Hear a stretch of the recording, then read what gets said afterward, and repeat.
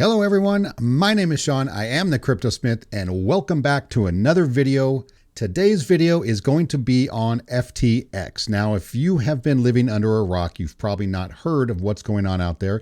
Even if you're not really into crypto, you've probably seen the headlines. FTX declares bankruptcy, right? This was just a week ago. Everything happened very quickly. I'm going to really give you the 30,000 foot view of what happened. And this one comes from a coworker of mine whose name is Steve. Now, he's not the brightest individual out there, but he does try hard. So Steve, this one's for you.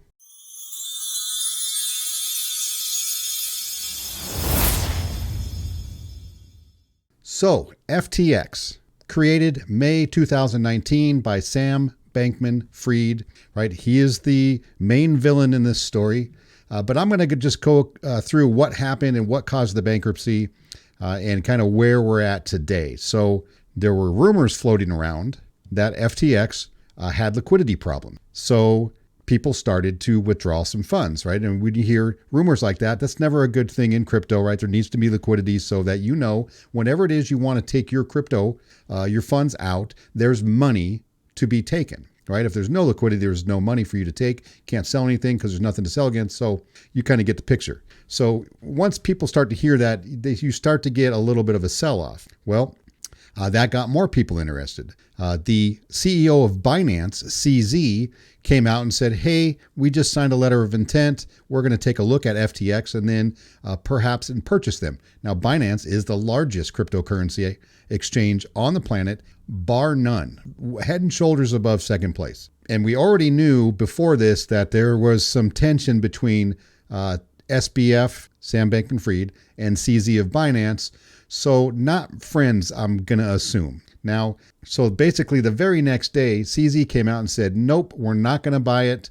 We're not going to help out. We looked into the company and we saw there was mishandled customer funds and alleged U.S. agency investigations, says right here, as a result of corporate due diligence, as well as the latest reports regarding mishandled customer funds and alleged U.S. agency investigations, we have decided to put the brakes on that, right? And in a hurry, they did that, right? And that was just the very next day. What happened next? You can imagine. Everybody freaks out. There's a bank run. People want to get their money. So everybody starts draining the liquidity, what little liquidity it turned out they had. And they had to stop withdrawals. They had to basically pause everything and say, whoa, hang on. There's not enough money here. I don't know what happened, but the money's gone. So then we find out that FTX and SBF, Sam Bankman-Fried, he ended up sending $10 billion over to his sister company, Alameda, that he runs, basically his hedge fund, let's call it. And then that money is gone. That money's lost, wherever it's at, who knows. But so it turns out they had $1 billion-ish in liquidity, but they owed $9 billion against that. So, things obviously not looking well.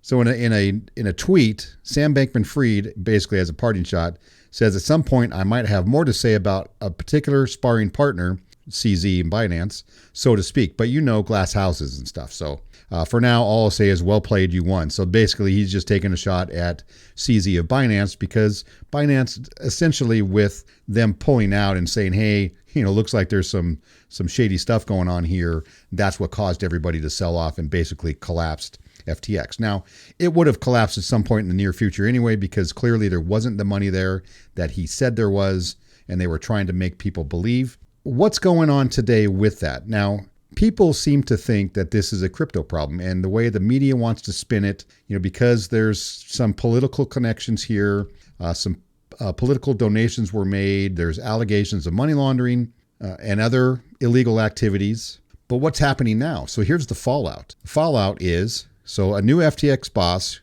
who also worked on the Enron bankruptcy, who took over from Sam Bankman-Fried as he's had to step down, he condemns unprecedented failure. And this is just a scathing review or rebuke of FTX. So Ray has overseen some of the biggest bankruptcies ever, including the collapse of the energy giant Enron, and has 40 years experience in restructuring companies. He said he's never seen anything as bad as FTX. So he's saying here, from compromised systems integrity and faulty regulatory oversight abroad to the concentration of control in the hands of a very small group of inexperienced, unsophisticated, and potentially compromised individuals, this situation is unprecedented, right?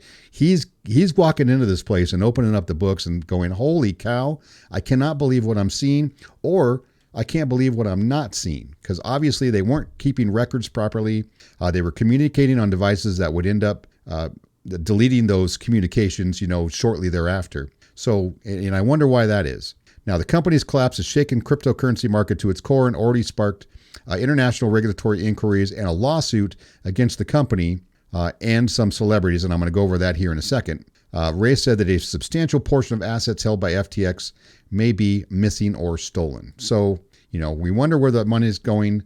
They do have people who can get in there, basically accounting forensics, and can go and really track some of this stuff. Now, contrary to popular belief, those of you that aren't in the crypto world and don't really understand how things work, crypto by and large is traceable, right? And I know people they like to think that crypto is this shady, shadowy type scam. Criminals use it to move money because you can't trace it. That is not true, right? There are a couple of blockchains out there that are basically based on privacy. But for the most part, when you move money around in the crypto world, it is absolutely traceable.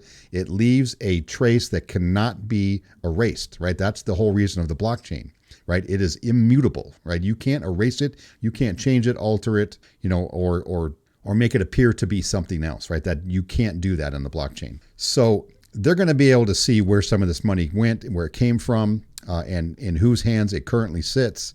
And this guy goes on.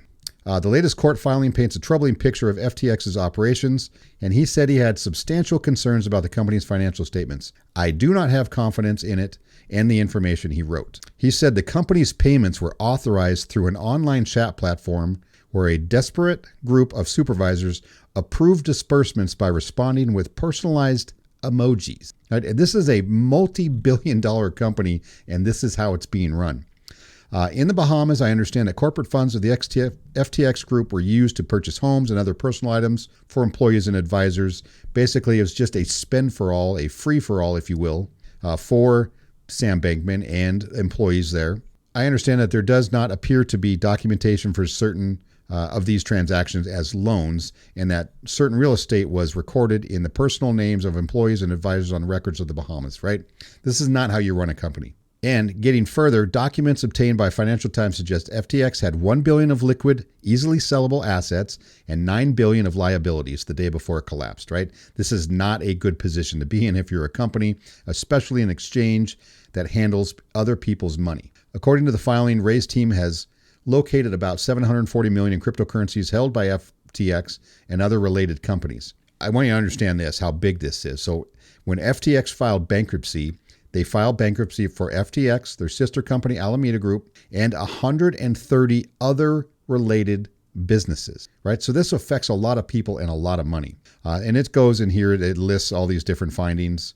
And let's understand this just for a second, because I know people out there want to blame crypto and say, this is a crypto problem. And I knew it was a scam. I knew it's all just based on illegal activities and people and fraud and all that. This is not a crypto problem. This was a theft and a fraud problem committed by several people who I'm sure are going to be held to account to some degree because there's some political sort of affiliations there. Maybe Democrats might try to come save them, to help save themselves, but I don't know how far that's going to go. But we will see, I'm sure, in the coming months. We're now hearing that the media, and some people I'm sure that want to be protected are just kind of spinning this like, he just made a mistake, it was an honest mistake, he just made some bad choices and some investments. But he took $10 billion of customer funds, right? They weren't his to take, and sent it over to Alameda Group, his other business, to trade in highly over-leveraged trades, and ended up losing a lot of that money, right? And so that's theft. So, and I'm sure a lot of this stuff is going to come out. So that's kind of where we're at right now. Everything is a mess. It is an absolute mess. And this is why we can't have nice things in this world, because of people like this, right? It's not crypto. These are criminals. And this brings me to the last point here. So headline, FTX collapse. Tom Brady, Steph Curry, and Mr. Wonderful are in big trouble. Now, I don't think they're in big trouble. They would have to prove that these individuals, everybody involved that knew that this was a bad business and it was going to fail. And that's just probably not going to happen. I would imagine these guys and all of these professional athletes and superstars out there, they have people who do the due diligence for them, and nobody came back with anything shady. So that either says they didn't dig very deep, or FTX kind of painted a nice picture for everybody and gave them what they wanted to see. Especially somebody like Kevin O'Leary, right? He's a monster investor out there who's very intelligent. I'm fairly certain he has people who can get out there and do their due diligence and then be satisfied. He put a lot of money into it. He lost money as well. But basically, Tom Brady, Shaquille O'Neal, Steph Curry, Kevin O'Leary, right? They're all named in this lawsuit as being basically part of this thing that fell apart, that defrauded people out of their money. So it's been framed as a Ponzi scheme, and it may have very well been. The deceptive FTX platform maintained by FTX entities was truly a house of cards, a Ponzi scheme where the FTX entities shuffled customer funds between their opaque affiliated entities using new investor funds obtained through investments in the YBAs and loans to pay interest to the old ones, right? Which is definitely, that's what a Ponzi scheme is, in an attempt to maintain the appearance of liquidity. So, this is going to be a hard one to prove. That any of these celebrities knew anything about it. Obviously, they're going to have lost money as well. So in here it's saying reportedly transferred $10 billion of customer funds from FTX to its cryptocurrency trading platform Alameda Research, where trading happens. FTX faces a shortfall of $1.7 billion.